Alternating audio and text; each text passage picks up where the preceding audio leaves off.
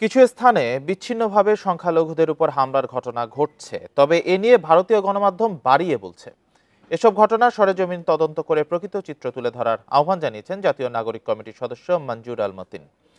সকালে সুনামগঞ্জে দোয়ারা বাজারের মংলারগাঁও গ্রামে হিন্দু সম্প্রদায়ের ক্ষতিগ্রস্ত বাড়িঘর পরিদর্শন শেষে তিনি বলেন, ধর্ম অবমাননার অভিযোগ যার বিরুদ্ধে তাকে গ্রেপ্তার করেছে পুলিশ, কিন্তু এই সুযোগে কারা সাধারণ মানুষকে উত্তেজিত করে হামলায় ইন্ধন দিয়েছে তা খুঁজে বের করতে হবে।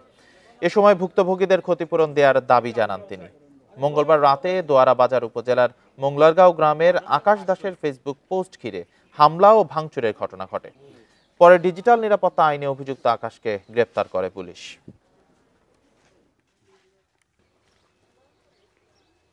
এই হামলার বিচার হতে হবে এবং দুই, যে বাড়িঘরে ক্ষতিগ্রস্ত হয়েছেন আমাদের হিন্দু ভাই বোনেরা, তাদের ক্ষতিপূরণ দেওয়াটা আমাদের দায়িত্ব, সরকারের দায়িত্ব, সেদিকে মনোযোগী হওয়ার প্রয়োজন।